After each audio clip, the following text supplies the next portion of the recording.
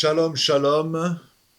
Bonjour, bonsoir à toutes et tous. Vous êtes bien sur votre chaîne YouTube, le Centre évangélique de Paris, CEP TV. Alors aujourd'hui, je suis avec un chroniqueur que vous avez l'habitude de voir ici sur ce plateau. J'ai nommé donc le docteur Saint-Béat. Bonjour, mon Bonjour. docteur. Bonjour. Vraiment ravi encore de te retrouver pour un temps, effectivement, où nous allons partager à la lumière des Écritures et selon la doctrine, la réelle doctrine, l'unique et la véritable doctrine que nous aimons tant pouvoir partager avec vous. Et donc, l'émission, son nom, effectivement, c'est Doctrine. Donc, bienvenue sur votre émission qui, exceptionnellement, vous voyez aujourd'hui que ce n'est pas le pasteur Évrard, mais dans un souci tout simplement de confinement, nous nous remplaçons ici et là selon les mesures et les possibilités de chacun. Donc voilà. Et aujourd'hui, sans plus tarder, nous allons aborder un thème qui, je pense, va affermir, va faire du bien, va édifier, va fortifier, va enseigner quelqu'un sur la repentance.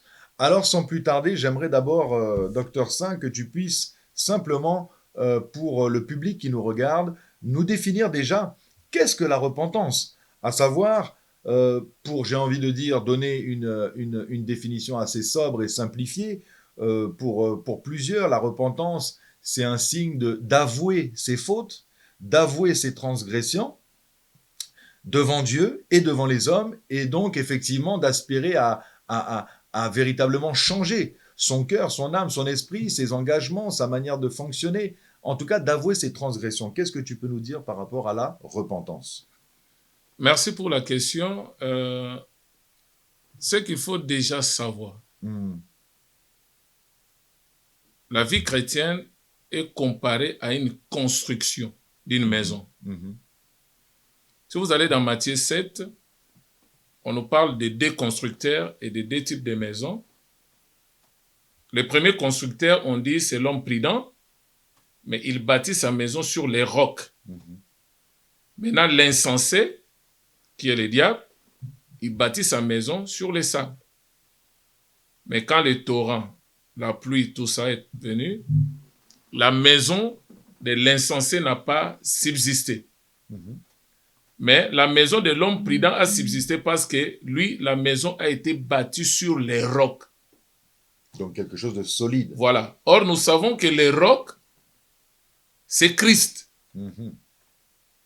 Comme il nous est dit dans Matthieu chapitre 16, le verset 16, commencez au verset 13 jusqu'au verset 18, Jésus posait la question à ses disciples de savoir qui suis-je d'abord au dire des hommes. Là, c'est le témoignage du peuple de loin. Les uns disent que tu es Jean-Baptiste, d'autres disent que tu es Jérémie, un des prophètes qui était mort, qui est revenu à la vie. Après, maintenant, il s'est tourné vers les disciples maintenant pour dire, maintenant, pour vous, qui suis-je? C'est là où Pierre a dit, tu es le Christ, le Fils du Dieu vivant. Il dit, ce n'est pas l'eau et le sang qui t'ont révélé, mais c'est mon Père qui t'a révélé. Maintenant, je te dis, tu es Pierre, sur cette pierre, je bâtirai mon église, et les portes de séjour des morts ne prévaudront pas contre elle. Donc, il a cité Pierre deux fois. C'est-à-dire, la première pierre, c'est Céphas. Il s'appelait d'abord Simon. Christ a changé son nom en Pierre, c'est-à-dire Céphas, qui veut dire caillou. Mais sur la seconde pierre, ça c'était la révélation qui était sortie sur la bouche de Pierre, que tu es le Christ, le Fils du Dieu vivant. Donc, c'est pour dire, mon église est bâtie sur cette révélation, sur la personne de Christ. C'est lui le roc, c'est lui le rocher. C'est pourquoi nous disons, la vie chrétienne est comparée à cette construction-là. Donc, Jésus-Christ, il est le fondement prophétique où son église doit être bâtie. Mais maintenant, nous avons aussi de l'autre côté les fondements doctrinaux.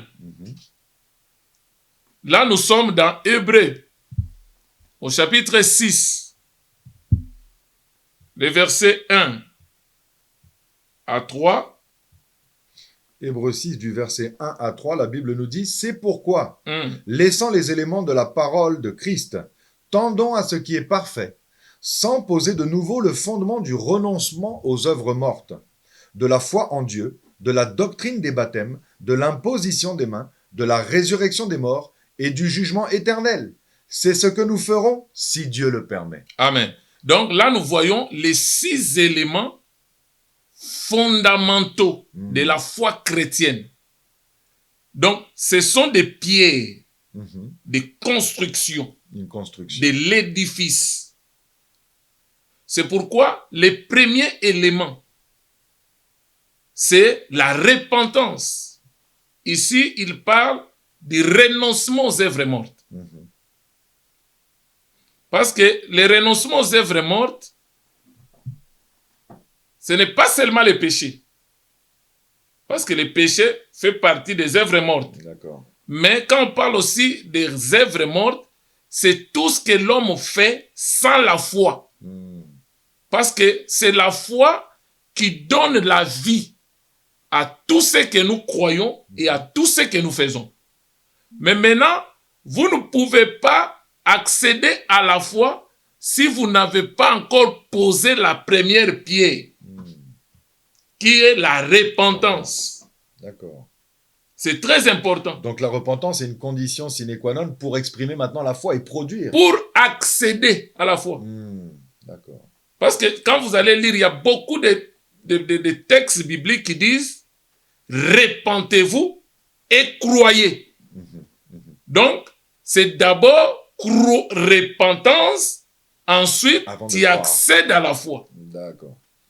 Oh, tu vas voir aussi, Jésus il dit « Allez partout dans le monde, prêchez la repentance et le pardon du péché ». Donc, tu ne peux pas accéder au pardon du péché si tu n'as pas encore posé au préalable la première pierre qui est la repentance. C'est ça ce que nous voulons dire. C'est-à-dire la première pierre à poser pour commencer la marche de la vie chrétienne, c'est la repentance. Vous allez lire dans Actes chapitre 17, le verset 30. L'apôtre Paul nous dit quoi? Alors, nous allons donc dans Actes. Acte 17. Je couperai si nécessaire là dans le montage. Acte 17 au verset 30. La Bible dit « Dieu, sans tenir compte des temps d'ignorance, des temps de l'ignorance de tout le monde, annonce maintenant à tous les hommes, en tout lieu, qu'ils aient à se repentir. » Voilà. Donc le Seigneur nous appelle à la repentance. Tous. C'est-à-dire, tu vois, pourquoi la repentance? Quand vous prenez Ésaïe 53, le verset 6, c'est ça le nez du problème.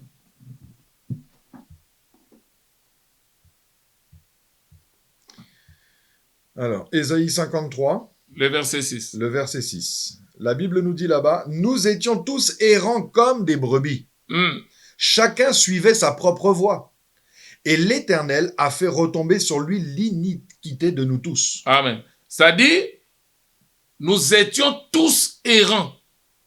La Bible dit dans Romains 3, 23, tous ont péché et nous étions tous privés de la gloire du Seigneur. Donc, en d'autres termes, nous tous, on était candidats en enfer. Mais maintenant, Dieu, dans son amour, il veut maintenant récupérer les siens. Lui-même a pris corps à la personne de Jésus-Christ. Il a porté l'iniquité. Il est mort. C'était pour qu'il soit le bon berger de ceux qui vont l'accepter. Donc, notre rébellion réside au niveau où la Bible dit « Chacun suivait sa propre voie ». Nous étions tous errants. Donc, chacun marchait comme il voulait. Chacun avait emprunté son chemin. Chacun était devenu maître de sa vie. C'est-à-dire, c'est ça la rébellion. Mais maintenant, Nous avons un bon berger qui est là, Jésus-Christ. Maintenant, c'est lui qui doit nous conduire. Parce qu'il a dit dans Jean 14, le verset 6, je suis le chemin, la vérité et la vie. Donc, il faut d'abord, pour accéder à la vie, tu dois d'abord emprunter le chemin qui est Christ. Maintenant, c'est sur ce chemin-là, il nous conduit dans toute la vérité pour déboucher à la vie éternelle. Mais maintenant, pour être brebis du Seigneur, la première pierre que tu dois poser, c'est la repentance. C'est la repentance. Et est-ce que dans ce cas-là, je vais peut-être enchaîner là-dessus, la Bible nous parle du baptême de repentance. Et c'est peut-être le commencement, comme tu dis, du chemin de la nouvelle naissance pour n'importe quel chrétien qui maintenant accepte la seigneurie de Jésus-Christ dans sa vie et qui doit maintenant justement faire cette manifester, ou plutôt, vivre cette repentance. Est-ce que cette repentance, d'ailleurs, Docteur Saint, elle est unique à la nouvelle naissance ou elle est perpétuelle dans notre marche salutaire dans la foi? Merci pour la question. Déjà, la repentance véritable se fait une seule fois. D'accord. Ne confondez pas la repentance avec la confession. Ok, on distingue bien. Voilà. Donc, la repentance, c'est le point principal. Mais tout autour de la repentance, il y a la confession, il y a tous ces éléments. Mais maintenant, le problème, c'est quoi? Quand vous avez dit Jean a baptisé, du baptême de la repentance, là, je peux prendre Actes, chapitre 19, pour les gens qui nous suivent. Jésus-Christ, Paul était parti à Éphèse, il a trouvé les disciples, il leur a posé la question. Acte 19, verset. Et regardez bien le verset, je crois, 7 par là. Acte 19, ils étaient tous environ 12 hommes. Ensuite, Paul entra dans la synagogue où il parla librement. Pendant 3 mois, il discourut sur les choses qui concernent le royaume de Dieu, s'efforçant de persuader ceux qui l'écoutaient. Mais comme quelques-uns restaient endurcis et incrédules, décriant devant la multitude la voix du Seigneur. Non, mais regarde d'abord le verset premier, ça dit quoi? Pendant qu'Apollos était à Corinthe, Paul, après avoir parcouru les hautes provinces de l'Asie, arrive à Éphèse. Voilà. Ayant rencontré quelques disciples, il leur dit : Avez-vous reçu le Saint-Esprit quand vous avez cru ? Ils lui répondirent : Nous n'avons même pas entendu dire qu'il y a un Saint-Esprit. Il dit : Mais de quel baptême avez-vous donc été baptisés ? Et ils répondirent : Du baptême de Jean. Alors Paul dit : Jean a baptisé du baptême de repentance, Voilà. disant au peuple de croire en celui qui venait après lui, c'est-à-dire en Jésus. Continuez. Sur ces paroles, ils furent baptisés au nom du Seigneur Jésus-Christ. Au nom du Seigneur Jésus, ensuite. Lorsque Paul leur eut imposé les mains, le Saint-Esprit vint sur eux et ils parlaient en langue et prophétisaient. Voilà, donc là, nous voyons les 3 formes de baptême. À ne pas confondre, parce que souvent, les gens sont dans la confusion. Quand vous allez, par exemple, dans Éphésiens 4, le verset 5, 6, là où on dit il y a un seul Seigneur, un seul baptême.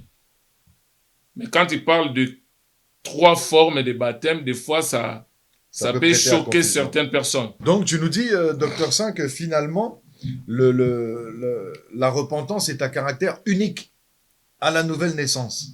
Mais alors, dans ce cas-là, quand quelqu'un nous dit, ou même un chrétien qui est né de nouveau, qui va prendre cette parole où le Seigneur lui-même nous dit « Repentez-vous », c'est un appel effectivement global.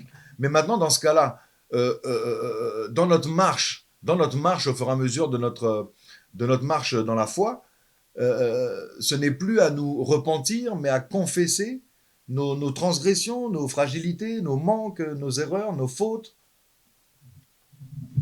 Ouais, merci pour la question. C'est-à-dire, tu vois par exemple, il y a beaucoup de chrétiens, beaucoup d'enfants de Dieu, ils commettent cette erreur quand ils commettent un péché. Maintenant, pour confesser ses péchés, il vient avec un statut de péché.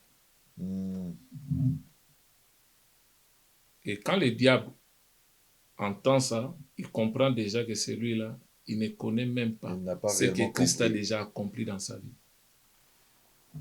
La Bible dit dans Romains 6, je crois le verset 12, là où la Bible dit « Lorsque nous étions péchés ». Donc c'était le passé, l'ancienne nature.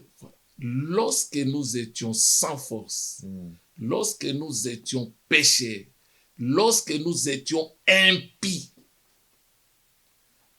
au temps marqué, Christ est mort à la croix pour nous. C'est du passé.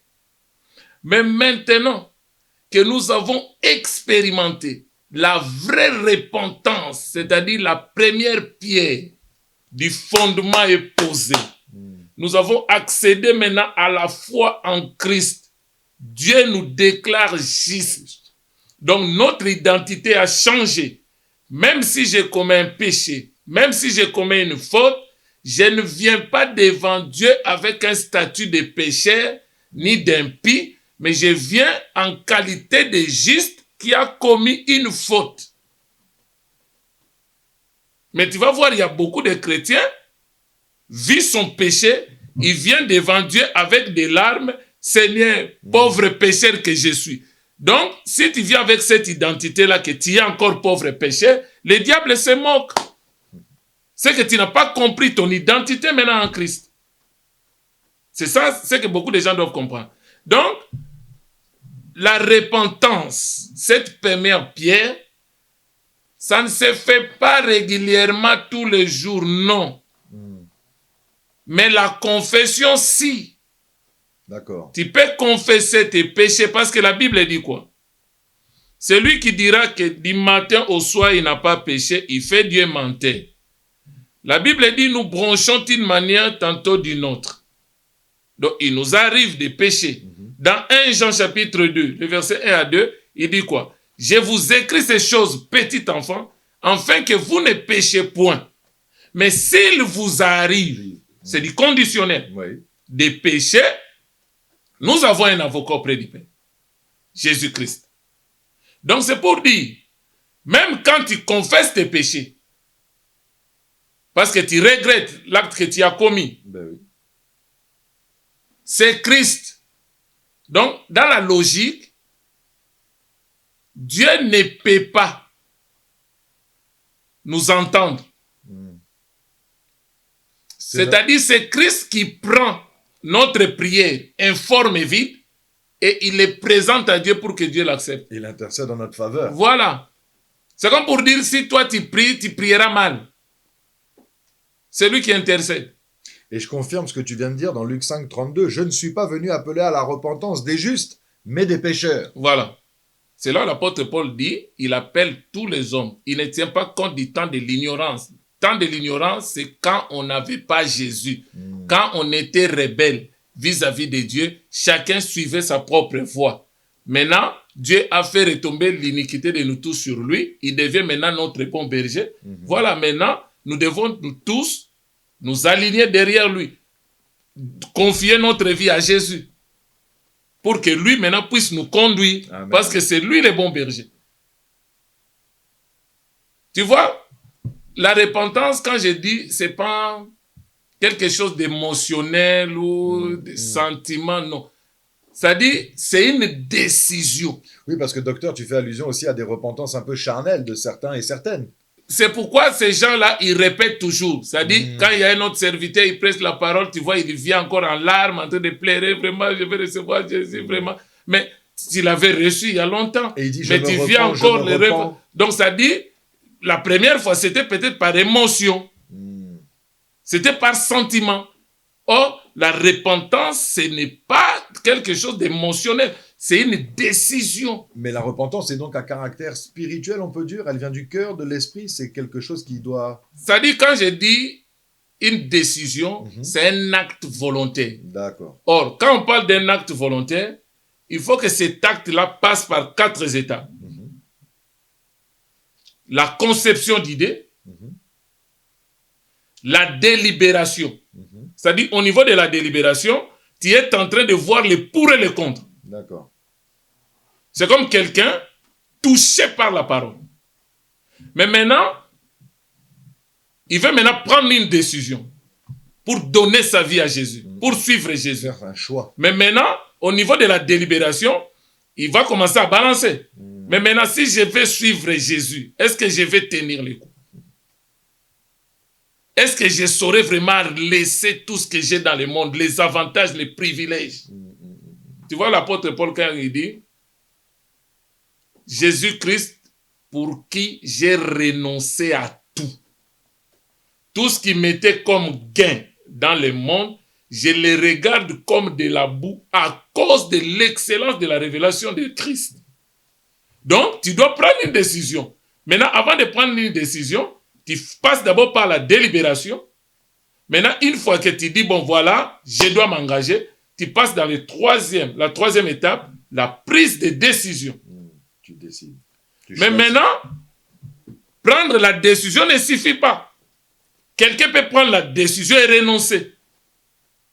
Donc, prendre la décision, après tu passes maintenant par la quatrième étape, exécution de la décision. Et vous allez voir, avec le fils prodigue, c'est ce qui illustre bien la repentance. Pourquoi? Parce que la repentance, selon les Grecs, ça veut dire changer d'avis. Changer d'avis, d'accord.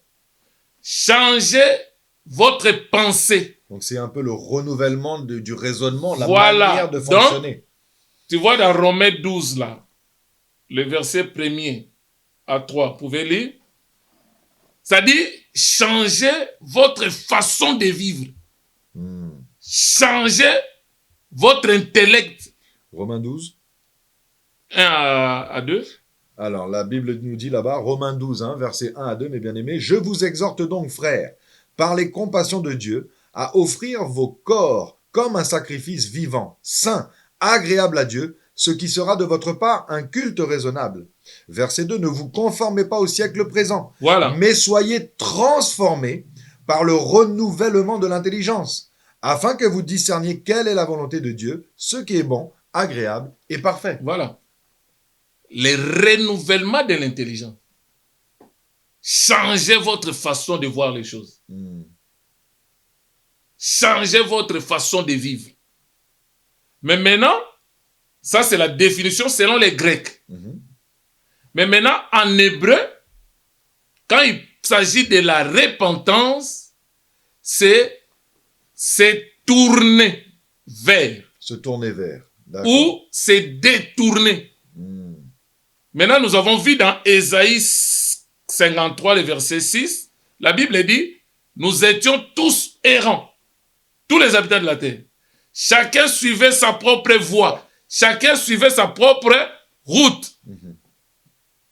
Mais maintenant, quand on parle de la repentance, il faut maintenant que chacun puisse renoncer à la voie qu'il avait empruntée pour se tourner maintenant vers Dieu. Mais maintenant, pour avoir maintenant la définition complète de la repentance, c'est-à-dire je prends le grec et l'hébreu, je les mets ensemble. C'est-à-dire la repentance, c'est changer d'avis et se tourner vers Dieu. Wow. Maintenant, pour voir vraiment cette illustration, cette définition, nous prenons l'exemple du fils prodigue. Dans Luc 15, je crois à partir du verset 21 et verset 11, ça va jusqu'à, je crois, verset 32. Mais la partie qui va nous intéresser plus, c'est le verset, à partir du verset 17. Mais prenez d'abord verset 16, je vais voir. Il aurait bien voulu se rassasier. Des carouges. Des carouges que mangeaient les pourceaux. Mais personne ne lui en donnait. Verset 17. Étant rentré en lui-même, il se dit, combien de mercenaires chez mon père ont du pain en abondance? Et moi, ici, je meurs de faim.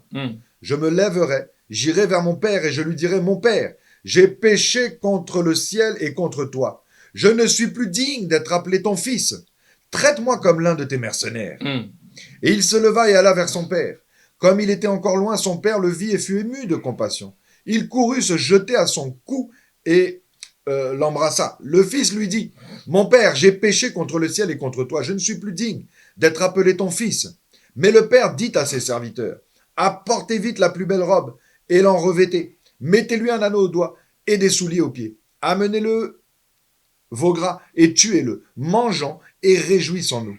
Car mon fils, que voici, était mort et il est revenu à la vue. Il était perdu et il est retrouvé. » Et ils commencèrent à se réjouir. Amen. Tu vois cette histoire? C'est ce qui illustre bien cette définition de la repentance. Changement d'avis, changement d'attitude, changement de vie, et se détourner du monde pour tourner vers Dieu. D'accord. Maintenant, dans cette histoire, ce qu'il faut comprendre, ce fils prodigue, quand il était d'abord dans la maison de son père, il n'était pas prodigue. Il est devenu prodigue dans le monde. Parce que la maison du père, c'est ça l'héritage. Le fils a demandé à son père, il dit, donne-moi la part de mes biens qui doit me revenir. La Bible dit, le père leur partagea. Il donne à l'aîné, il donne au fils cadet. Mais dans la logique des choses, lui, il a demandé l'héritage, mais le père n'a pas donné l'héritage. Le père a donné les dons. Parce que l'héritage, c'est la maison du père. Maintenant, il a quitté la maison du père. C'est ça l'image de venir dans le monde. Il commençait à vivre comme tout le monde. C'est là où il a mal géré les dons.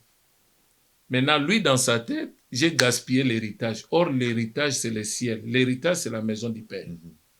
Mais maintenant, ce qu'il faut aussi comprendre, la repentance, c'est aussi une prédestination. C'est-à-dire, Dieu n'accorde pas la repentance à tout le monde. Et tu parlais d'un choix personnel, mais en vérité, si on regarde, en vérité, ce n'est pas vraiment nous qui choisissons. Voilà, c'est pourquoi tu vas voir dans Jean chapitre 6, quand Jésus a parlé, il savait que j'ai maintenant 72 disciples, mais il y a des infiltrés, il y a des disciples de Moïse accrochés à la loi. Je n'ai pas besoin d'eux. Jésus a dit, celui qui ne mangera pas ma chair, qui ne boira pas mon sang, n'aura pas part avec moi. 60 sont partis. Maintenant, il y a 12 qui sont restés. Jésus tournant, il voit les 12, il dit, pourquoi vous ne suivez pas les autres? Pierre a dit, à qui irions-nous? C'est toi qui as la parole de vie et la vie éternelle. Alléluia. Maintenant, dans son cœur, Pierre pensait que ce sont eux les disciples qui ont choisi Jésus. Mais Jésus a dit, ce n'est pas vous qui m'avez choisi, mais c'est moi qui vous ai choisi. Mais pour votre information, l'un de vous, c'est un démon. Et la Bible dit, il parlait de Judas Iscariote. Mais maintenant, vous allez maintenant comprendre pourquoi j'ai dit que la repentance, c'est aussi une prédestination. Parce que Dieu n'accorde pas la repentance à tout le monde. La Bible dit dans le livre même des Lamentations, fais-nous tourner, ô Éternel. C'est-à-dire, quand il y a emprunté un chemin qui t'amène à la perdition, pour te détourner et revenir à Dieu, c'est Dieu qui doit te faire tourner. Pas de toi-même. Donc ça vient de Dieu. Mais maintenant, le problème, c'est quoi? Ces fils, pour retourner dans la maison du Père au ciel, ils devraient avoir les deux tableaux. J'insiste. C'est important. Il avait les deux tableaux. Les tableaux de la maison du Père, c'est-à-dire les tableaux du ciel, là où tu es venu, ton origine, qui est ta destinée, et les tableaux du monde. C'est pourquoi vous allez voir, il faisait maintenant la comparaison, la délibération. D'abord, il y a eu conception d'idées. La Bible dit, étant rentré en lui-même, il a fait l'introspection et l'extrospection. C'est-à-dire l'introspection, c'est-à-dire il a fait l'examen intérieur de sa vie. Il a trouvé que ma vie, ça ne doit pas se ressembler à ça. Il a fait un bilan. Voilà. Maintenant, extrospection, la vie extérieure. Je ne peux pas vivre comme ça. Maintenant, il y a eu changement d'avis. Ça, c'est selon les Grecs. Il veut maintenant qu'il y ait changement de vie, changement de pensée. Étant rentré en lui-même, il a pris maintenant cette décision. La prise de décision. Donc nous voyons que c'est un acte volontaire. Conception d'idées, délibération. Or, au niveau de la délibération, il devrait avoir les deux tableaux.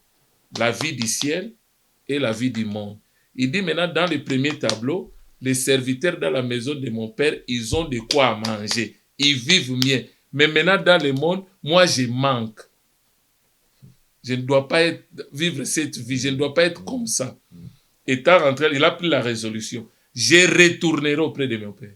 Je lui dirai, j'ai péché contre le ciel et contre toi. Je ne suis pas digne d'être ton fils. Donc lui pensait qu'en vivant dans le péché, il a perdu son identité. Maintenant, la Bible dit, il a pris la résolution, il s'est levé. Ça, c'est l'exécution de la décision. Parce que quelqu'un peut prendre la décision, mais pour l'exécuter, c'est encore autre chose. Il peut encore s'affaiblir et revenir. C'est ça. Donc nous avons vu les 4 étapes, nous avons compris que c'est un acte volontaire. Ce n'est pas quelque chose de sentiment ou d'émotion, c'est une décision. Mais on voit aussi, rappelle-moi docteur, il y a un passage de la Bible où on nous dit que à la nouvelle naissance, en vérité, c'est l'Esprit du Seigneur qui atteste à notre esprit. Quand nous recevons l'Esprit de Dieu, maintenant avec notre esprit né de nouveau, ça fait fusion. Notre esprit et l'esprit de Dieu devient un. C'est là où nous disons, moi je ne peux pas savoir tel est élu, tel ne l'est pas. Je ne peux pas. Ben oui, Dieu seul sait. Dieu seul sait. C'est ça, c'est un mystère qu'il a caché à tout le monde. Mais chacun s'y connaît. Il peut tromper la vigilance des hommes, mais lui-même au fond de lui, il sait que je suis faux. S'il est de Dieu, au plus profond de lui, il a le témoignage de l'esprit qui atteste dans son esprit que toi tu es vraiment enfant de Dieu. Voilà. Mais maintenant, regardez bien. Quand il rentrait, la Bible dit, les regards du père étaient toujours dehors parce qu'il savait que cet enfant allait revenir un jour. Maintenant, quand il est rentré, n'est-ce pas, il avait les amis dans le monde. Il vivait avec les gens. Oui. Mais pourquoi il n'a pas proposé aux habitants qu'il a trouvés que ici on souffre pour rien, alors dans la maison de mon père il y a... Non.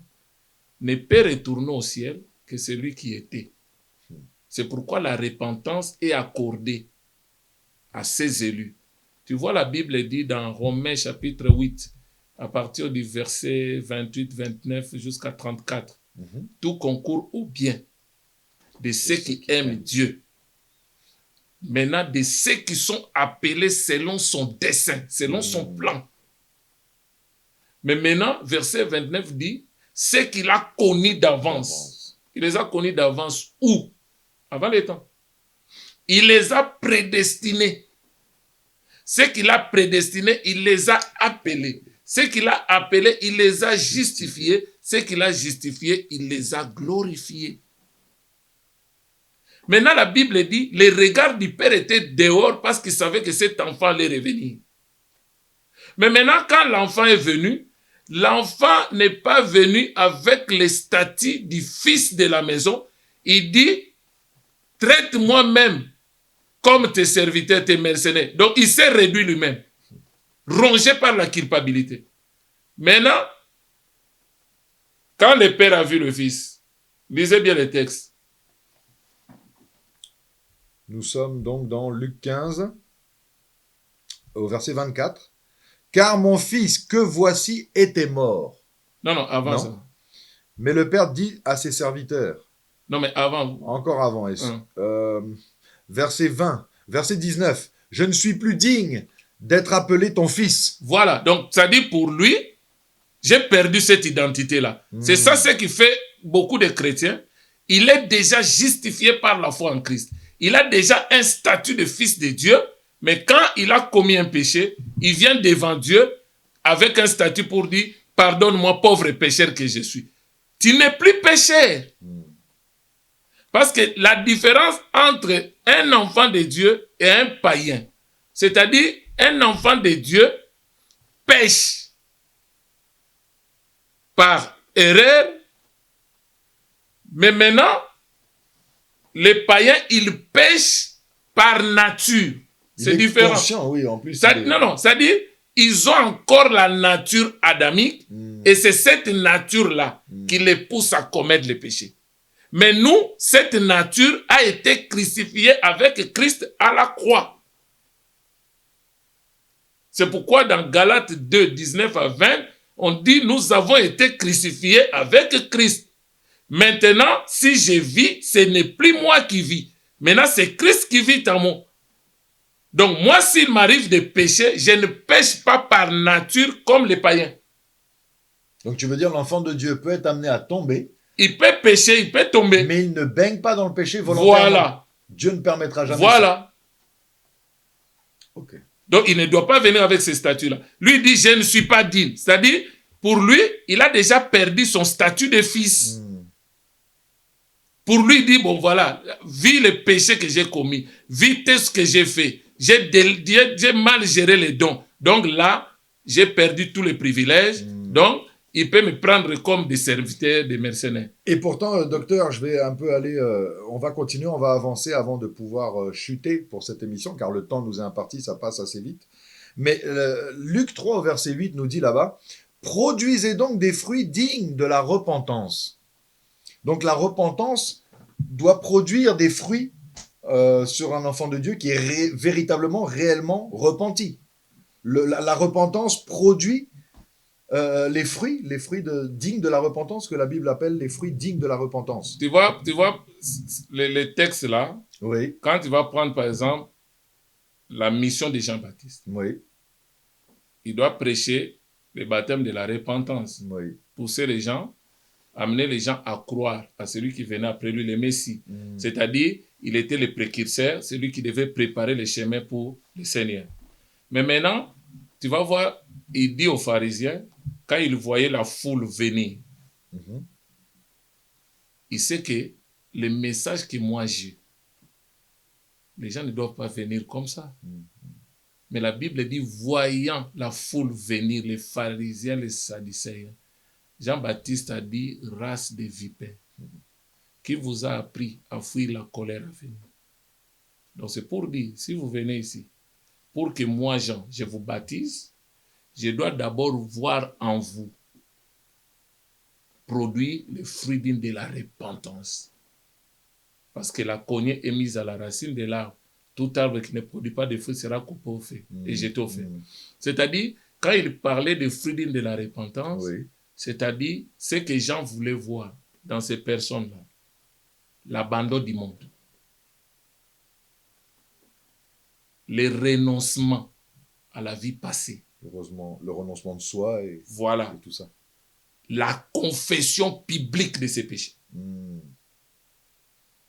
C'est-à-dire, pour que Jean te prenne et te plonge dans l'eau, pour attester que celui-là, c'est un pécheur repenti, il fallait qu'il voie dans la personne qu'il a pris la décision d'abandonner le monde, de renoncer au monde, de se détourner du monde, et il confesse publiquement ses péchés.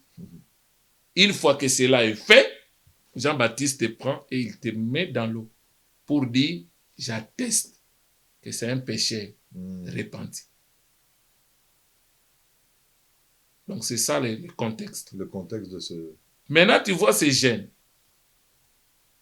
Quand il parle, écoute maintenant, lis maintenant ce que le Père a fait. Ça, c'est juste après? Ouais, quand il dit, je ne suis pas digne. On va couper tout à l'heure. C'est dans quoi? Excuse-moi, j'ai perdu mon fil là. On est dans Luc 15. Ah, c'est dans Luc. C'est dans Luc 15. Luc 15, verset... Vers les 19, 20. 19, quand il dit « je ne suis pas je ne digne ». suis plus digne d'être appelé, oui. Ok. Donc là, je reprends. Donc effectivement, Luc 15 au verset 19, Docteur Saint, la Bible nous dit là-bas, « Je ne suis plus digne d'être appelé ton fils. Traite-moi comme l'un de tes mercenaires. » Donc lui-même, il propose. Il se définit même comme un mercenaire. Voilà, donc le père n'a pas encore parlé, mais lui-même, c'est-à-dire il est indigné, culpabilisé. Voilà. Et il se leva et alla vers son père. Comme il était encore loin, son père le vit et fut ému de compassion pour lui. Il courut se jeter à son cou et l'embrassa. Le fils lui dit, « Mon père, j'ai péché contre le ciel et contre toi. Je ne suis plus digne d'être appelé ton fils. » Maintenant, avant même qu'il ouvre sa bouche pour confesser ses péchés, déjà pour le père l'a embrassé déjà. Parce que pour le père, il a déjà accompli la repentance. Parce qu'il a eu déjà à faire les changements d'avis. C'est ça. Il s'est détourné de la voie qu'il avait empruntée pour retourner dans la maison du père. Donc, le père, quand il a vu, il était ému de compassion pour dire, mon fils est rentré. Il a posé la première pierre, qui est la repentance. Donc, c'est pour dire, la confession qui vient après, là, quelque part, tu peux le faire. C'est comme une formalité pour le père parce que l'essentiel est fait. Tu es revenu. Donc, tout ce que tu peux dire, j'ai volé, j'ai détruit, j'étais impudique, j'étais soulard, j'étais ceci. Ça dit, pour Jésus, le plus important, le plus gros a été fait. Tu as changé d'avis, tu as abandonné le chemin, la voie que tu avais empruntée, tu as arrêté avec la rébellion, tu retournes maintenant vers moi pour que moi, je sois ton bon berger pour te conduire maintenant dans les chemins qui mènent à la vie éternelle. C'est ça le plus important. Et vous allez voir, maintenant le Père dit quoi? Préparez une nouvelle robe. Apportez-lui vite la plus belle robe et l'en revêtez. Or, la plus belle robe, c'est ça les œuvres de la justice. Est-ce qu'il a mérité cette robe? Aucunement. Non. C'est là où la Bible dit, c'est par la foi en Christ que nous sommes justifiés. Il lui donne la plus belle robe. Il est justifié. Des chaussures. Mettez-lui un anneau au doigt et des souliers au pied. L'alliance. Dieu ne traite pas en dehors de l'alliance. Les chaussures aux pieds. Les ailes que donne l'évangile de paix. Maintenant, tuer un agneau pour fêter. Ça, c'est les noces de l'agneau. C'est pourquoi quand tu prends cette histoire-là sur le plan prophétique, vous allez voir que les fils cadets représentent l'Église, les fils aînés représentent Israël. Au moment où le fils cadet est revenu, Israël est encore dans les champs. Je reprends, le fils cadet est entré dans la maison, c'est-à-dire le festin. L'aîné était dehors. Mais maintenant, quand l'aîné est venu, il faut maintenant que les pères sortent pour convaincre. C'est ça la restauration d'Israël. C'est là où il parlait à l'aîné, il dit, tout ce que j'ai, c'est à toi. C'est là où la Bible dit dans Romains 4, je crois, tout c'est pour Israël, les alliances, l'adoption, tout, c'est pour Israël. Mais il dit, réjouis-toi parce que ton petit frère, le cadet qui était perdu est revenu, tout ça. Après, quand lui il est entré, c'est la fin de l'histoire. Donc, tu vois maintenant cette histoire des fils prodiges, ça définit c'est quoi la repentance. Changement d'avis, c'est détourner du monde et tourner vers Dieu. Et nous avons compris aussi que la prédestination, la repentance, c'est une prédestination parce que Dieu ne l'accorde pas à tout le monde. Il l'accorde à ses élus pour qu'ils retournent dans leur origine qui est le ciel. La maison du bon berger. Voilà. Ok, donc vraiment, là, on comprend aussi que la repentance est une condition, sinon obligatoire, quant à la nouvelle naissance, à la nouvelle marche d'un enfant de Dieu. Oui, c'est comme j'avais dit. tantôt, c'est-à-dire la vie chrétienne, c'est comme une construction. On est en train de poser les fondements. Ça dit, tu ne peux pas passer à la foi si tu ne poses pas d'abord la première pierre sur la repentance. Tout à fait.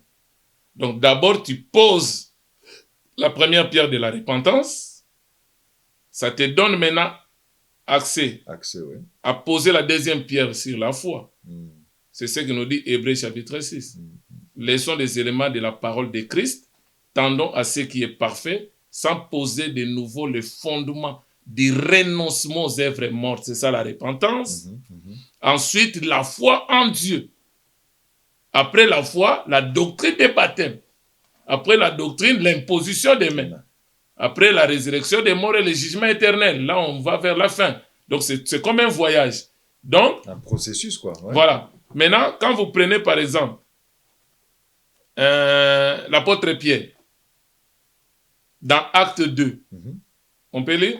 Acte 2. Acte 2, vous prenez le verset 37 à 38.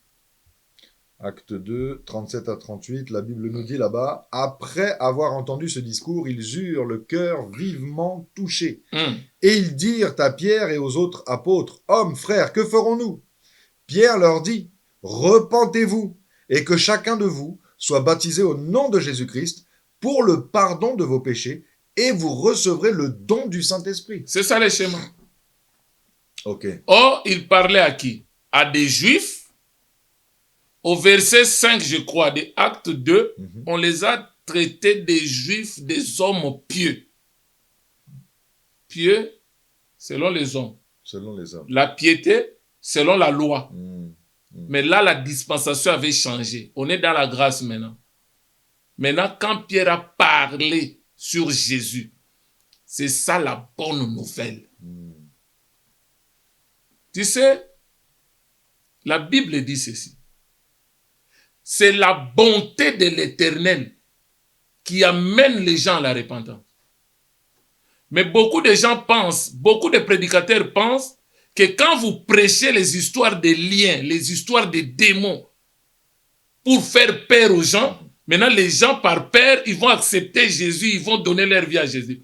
C'est pourquoi il y a des fausses repentances. C'est ça. Des repentances émotionnelles et sentimentales. Parce qu'on m'a parlé des sorciers, j'ai peur des sorciers vont me bouffer. Je dois accepter Jésus par émotion, par sentiment. Mais les jours où la personne va rencontrer la vraie parole, c'est le jour où maintenant les choses vont commencer. Parce que tant que tu n'as pas posé la première pierre, tu ne peux pas accéder à la foi véritable. C'est pourquoi tu vas voir moindre persécution, il renonce à la foi. Parce qu'il prétendait avoir la foi, il n'avait pas la foi, et il n'avait pas posé la première. Donc si on ne pose pas la première vraie pierre de la repentance, mais tu n'as pas encore commencé. On ne bâtit pas sur le roc qu'est Jésus-Christ, mais on bâtit sur le sable, sur... C'est-à-dire, c'est comme pour dire quoi? Il y a un élément qui manque. Maintenant, toi, tu penses que tu es aux deux, mais il te dit d'abord les un. Et Docteur Saint, pour peut-être finir, j'aimerais que tu puisses nous donner aussi un regard là-dessus, sur 2 Corinthiens, 2 Corinthiens 7 au verset 10. Là-bas, on nous dit, en effet, la tristesse selon Dieu produit une repentance à salut, dont on ne se repent jamais. Ouais. Voilà pourquoi au départ de l'émission, je t'avais demandé, mais y a-t-il une seule et unique repentance? Et tu nous as dissocié bien la repentance du fait de confesser. Et là, on nous dit, en effet, la tristesse selon Dieu produit une repentance à salut, dont on ne se repent jamais, tandis que la tristesse du monde produit la mort. Qu'est-ce que tu peux nous dire un peu sur le dont on ne se repent jamais? Non, mais ça dit quoi? C'est comme j'ai dit là. La repentance, c'est une prédestination. C'est-à-dire Dieu l'accorde à ses élus. Or, quand il l'accorde à ses élus, c'est comme nous avons vu le cas des fils prodigues. Il a commencé d'abord à être dans la maison du Père. Il a quitté la maison du Père, il vient dans le monde, comme tout homme. Il vivait dans le péché comme tout homme. Péché privé de la gloire du Seigneur comme tout homme. Rebelle. Il suivait sa propre voie, comme Ésaïe 53, verset 6 nous dit. Mais étant rentré en lui-même, donc dans la logique, au plus profond de lui, il a écouté la voix du Père. Parce que le Père, il avait le regard fixé dehors parce qu'il savait que cet enfant, coûte que coûte, il va revenir. Maintenant, au moment où il prend la résolution de revenir, il ne peut pas revenir. Ensuite, il dit, je retourne encore dans le monde. Après, je dois expérimenter encore une autre repentance pour revenir. Non, ça ne se fait qu'une seule fois. Une bonne fois pour toutes. Ouais. C'est là même quand vous allez dans Gilles, la Bible dit, Christ a transmis la foi une fois pour toutes aux saints. Il ne donne pas la foi deux fois. Donc, docteur, tu pourrais encore confirmer que s'il y a une seule repentance, il y a aussi un seul baptême. Parce qu'on voit ici et là des gens se baptiser un seul fois. Baptême, pourquoi? Parce que tout ce que nous pouvons faire, parce que moi, je peux baptiser quelqu'un des baptêmes d'eau. Oui. Mais maintenant, si la personne est sorcier, si la personne est occultiste, il n'a pas renoncé à la sorcellerie, il n'a pas renoncé à la magie. C'est comme nous voyons le cas de Simon le magicien. La Bible dit quoi? Il était baptisé. Et il a cru. Et il ne quitta plus Philippe.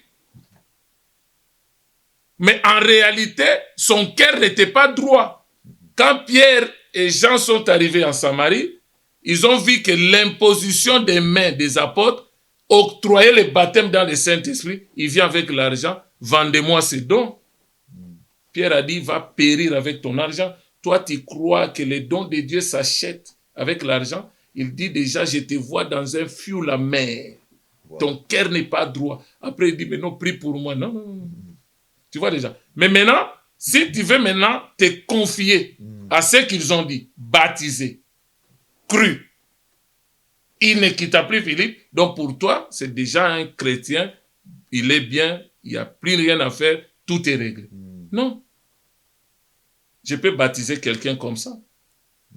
Mais ce qui est plus important, c'est le baptême dans le Saint-Esprit, parce que ce n'est pas l'homme qui donne, c'est Jésus qui baptise. Tout à fait. Dans le bain du Saint-Esprit. Or, Jésus ne peut pas baptiser un sorcier.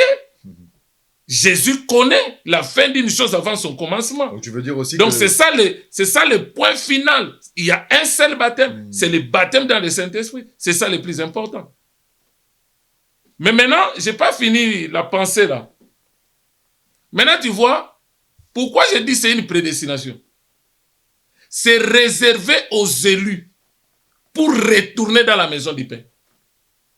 Parce que quand nous prenons le fondement doctrinal, les 6 éléments là, ce sont les éléments qui convergent vers un seul homme que nous appelons Jésus. C'est lui qui est le fondement, le roc, le fondement prophétique. Donc vous ne pouvez pas enjamber dans les choses de Dieu pour aller dans la deuxième. Poser d'abord la première, ensuite il y a la deuxième qui vient, ensuite il y a la troisième. Mais maintenant là, on nous dit c'était des Juifs, des hommes pieux. On les a jugés pieux par rapport à l'observation de la loi de Moïse. Mais les jours où ils ont écouté la vraie parole, l'évangile du salut, la bonne nouvelle du royaume, il a parlé de tout ce qui concerne la personne de Christ. C'est cette parole-là qui amène à la repentance. Parce que la Bible dit, la bonté de l'Éternel conduit à la repentance. Ce n'est pas l'enseignement qui fait trembler, qui fait peur aux gens, qui va amener les gens à la véritable repentance. Je vais donner un exemple pour illustrer ce que Jésus est venu. Il dit à Pierre, donne-moi la barque. Je vais pêcher. Je vais prêcher la bonne nouvelle. Il est monté dans la barque de Pierre. Il commençait à prêcher. Quand il a fini, il dit à Pierre, jette le filet du côté droit. Il dit, ah Seigneur, toute la nuit on n'a rien pu, tout ça. Mais sur ta parole, il a jeté. Quand il a vu le poisson, le filet rempli. il a vu la bonté de l'Éternel. Il s'est repenti. Il dit, Seigneur, éloigne-toi de moi.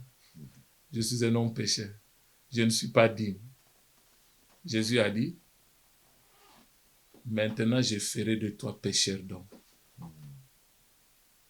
La bonté de l'Éternel conduit à la repentance. C'est pourquoi les gens, les Juifs pieux, là, ils ont vu la bonté de l'Éternel quand Pierre a ouvert la bouche. Je vous parle de Jésus. C'est lui que vous avez rejeté, qui a été crucifié, enseveli, mais qui est ressuscité. Il est vivant. La Bible dit, ils avaient le cœur vivement touché.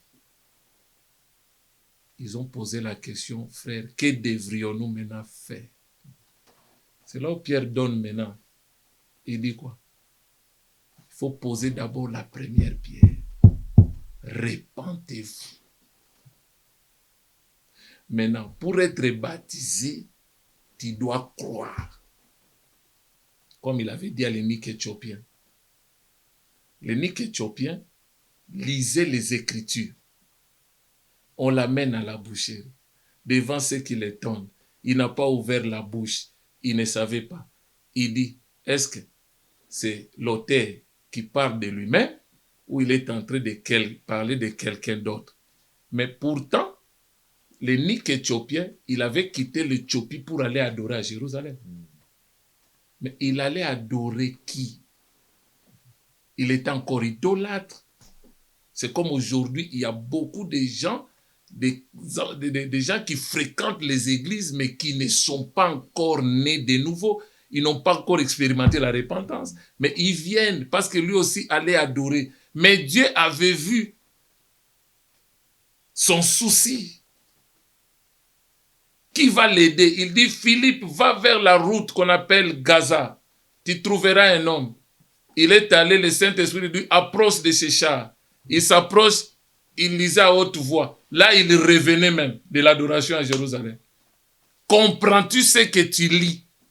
Il dit, mais comment je peux comprendre si quelqu'un ne m'explique? Est-ce que l'auteur parle de lui-même ou de quelqu'un d'autre? Au moment où il a expliqué qu'il s'agit de Jésus-Christ de Nazareth. C'est là où Jean, chapitre 4, le chapitre 6, le verset 40 dit quoi? C'est lui qui a vu le Fils. Tu dois voir le Fils où? Dans les Écritures. Dans les Écritures. Mais maintenant, quand il a vu Christ dans les Écritures, il a dit, mais l'eau est là. Baptise-moi. Qu'est-ce qui t'empêche? Or, tu ne peux pas accéder au baptême si tu n'as pas posé la deuxième pierre qui est la foi. Parce que la foi donne la vie à ce que nous croyons et à ce que nous faisons. Maintenant, Philippe lui donne la condition. Il dit, si tu crois, cela te sera possible. Maintenant, il a dit quoi? Je crois que Jésus-Christ est le Seigneur. Il a fait la confession de foi. Il a déclaré.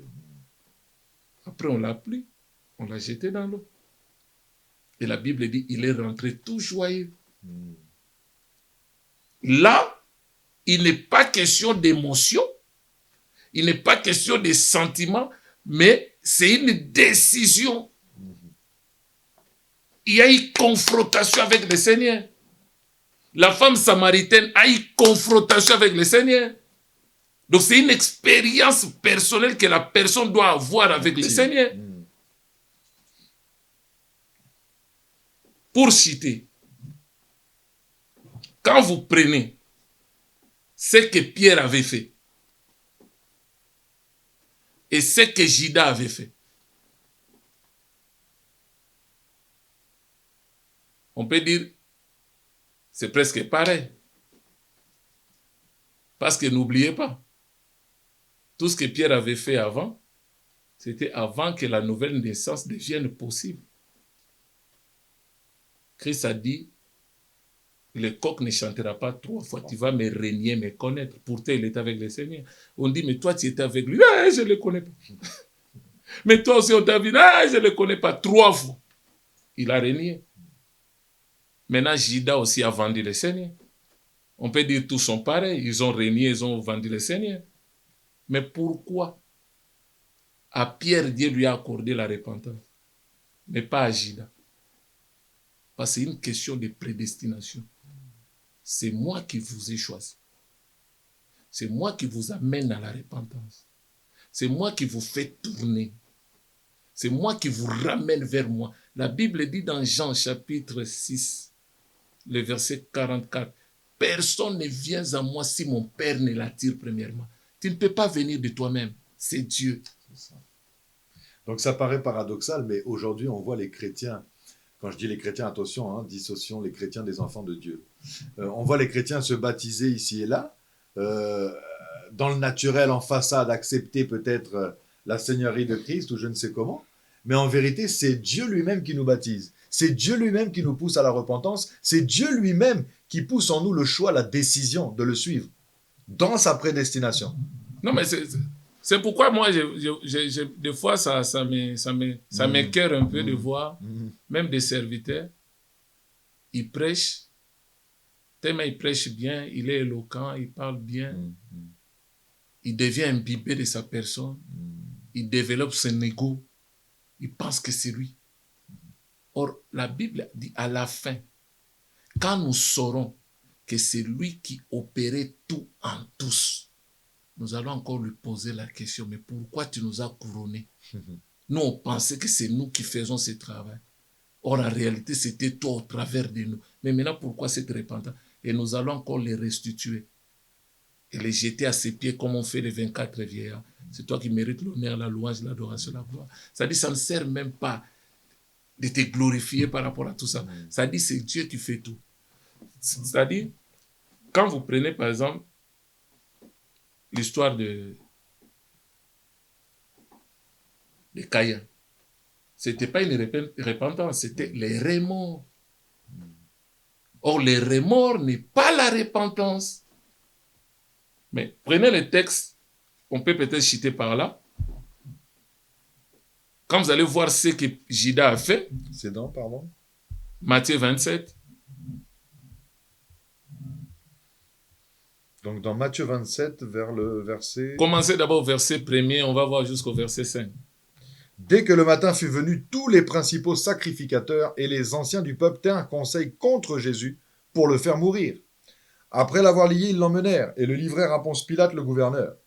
Alors Judas, qui l'avait livré, voyant qu'il était condamné, se repentit et rapporta les 30 pièces d'argent aux principaux sacrificateurs et aux anciens, en disant « J'ai péché », en livrant le sang innocent. Ils répondirent « Mais que nous importe? Cela te regarde. » Judas jeta les pièces d'argent dans le temple, se retira et alla se pendre. Voilà. La Bible dit « Il s'est repenti d'avoir vendu un innocent. » Mais là, il y a eu les remords aussi. C'est les remords. C'était pas la vraie repentance. D'accord. Or, si tu suis les étapes, il a reconnu que bon, voilà, j'ai commis un péché, j'ai vendu un innocent, j'avais pris l'argent, je vais aller restituer l'argent. Il a restitué, les gens l'ont refusé, il a jeté l'argent. On va dire, mais non, mais là, ça saute aux yeux, vraiment, c'est une repentance.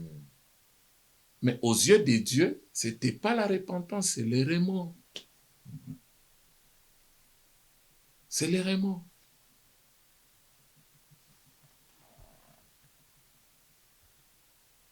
Donc, c'est pour nous dire, la première pierre dans la marche chrétienne, c'est la repentance. Jean-Baptiste a prêché la repentance. Même dans l'ancienne alliance, ils ont prêché la repentance. Même quand on dit, retournez-vous à Dieu, il aura pitié de vous, détournez-vous de vos mauvaises voies. Tout ça là, ça parlait de la repentance. Mais la vraie repentance est devenue effective quand Christ est venu, il est mort, enseveli et ressuscité. C'est là où tout devient possible. La nouvelle naissance devient possible. C'est pourquoi des fois quand on dit aux gens, les gens qui ont vécu dans l'ancienne alliance, personne n'était né de nouveau, ils sont surpris, ils sont étonnés. Mais quand je dis Élie n'était pas né de nouveau, David n'était pas né de nouveau, tous ces gens n'étaient pas nés de nouveau, ils étaient des serviteurs de Dieu, il y a d'autres, ils étaient amis de Dieu, mais personne n'avait le statut d'enfant de Dieu. Or, enfant de Dieu, nous le voyons dans Jean chapitre 1er, à partir du premier verset. À tous ceux qui l'ont reçu, il leur a donné le pouvoir de devenir enfants de Dieu, lesquels sont nés ni du sang, ni de la chair, ni de la volonté des hommes, mais de la volonté de Dieu. Donc, pour finir, peut-être, on va chuter par là. Docteur Saint, pour un dernier mot, effectivement, on a, je pense, et je le crois, été béni, été fortifié, été, oui, encouragé aussi, hein, parce que c'est là où on peut s'apercevoir que dans nos marches individuelles respectives, dans notre marche de la foi, on peut être amené à faire des erreurs ou avoir aussi des fausses idées, des fausses conceptions parfois, et ça peut même induire des fausses prières, des prières qui ne sont même pas fondées sur une véritable révélation, une véritable connaissance de notre identité, de ce que nous sommes réellement envers Dieu et avec Dieu. Docteur Saint, si tu peux conclure. Bon, en conclusion, c'est dire au peuple de Dieu, la repentance, c'est la première pierre dans la vie chrétienne, dans la marche avec Jésus. D'accord. Mais ne confondez pas la repentance avec la confession des péchés. La repentance se fait une seule fois. Mais la confession des péchés, nous pouvons le faire quotidiennement, régulièrement, marche, là. Parce qu'il nous arrive de pécher, de trébucher, de faire ceci. Oui.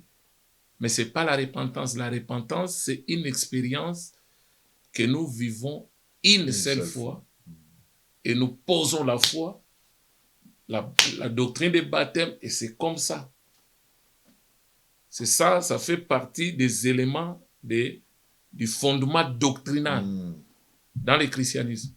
C'est important. C'est là où même tu vas voir, il y a une différence entre le christianisme et des religions. Parce que dans d'autres religions, il n'y a pas question de la repentance. Il n'y a pas question de toutes ces choses-là. C'est-à-dire pour eux, bon voilà, c'est comme ça. Ils sont plus dans les pratiques des lois. Tu vois? C'est-à-dire les lois, respecter les rituels, respecter tout ça là, tout ça. La religiosité. Or, tout ça là, la religiosité, c'est ça même la pensée de l'ancienne alliance. C'est là où les pharisiens, les scribes, les sadducéens, ils étaient accrochés. Tout à fait. Mais nous croyons à celui qui a œuvré à notre place. Maintenant, ce qu'il nous donne, c'est la grâce. Ce n'est pas parce que nous avons fait une prière, ce n'est pas parce que nous avons donné de l'argent, ce n'est pas parce que nous avons fait ceci, voilà pourquoi je me suis sacrifié, voilà pourquoi en retour Dieu doit me donner. Dieu n'est redevable de personne. Tout ce qu'il nous donne, c'est par la grâce. Ce n'est pas nous qui avons œuvré, mais c'est Jésus qui a œuvré à notre place. Il a tout accompli pour nous et nous croyons à celui qui a œuvré. Et voilà tout ce qu'il nous donne. Rien n'est mérité, tout n'est que grâce. Alors que sur ces derniers mots, tout ce qu'il nous donne, ce n'est que par sa grâce. Rien n'est mérité. Effectivement, on ne fonctionne pas selon une méritocratie avec le Seigneur. Peut-être chez nous, entre les hommes, on fonctionne peut-être comme ça des fois. Mais avec le Seigneur, on ne fonctionne pas selon les mérites, selon nos bonnes œuvres, selon ces choses-là. Alors vraiment, merci beaucoup, Docteur Saint. Merci pour ce partage. Et vraiment, je vous invite à suivre, à liker, à partager et à vous abonner si ce n'est pas déjà fait à la chaîne Seb TV et qui, je crois, bénit, fortifie, édifie plus d'un. Alors vraiment, je vous dis shalom, à bientôt et bonne fin de journée à vous.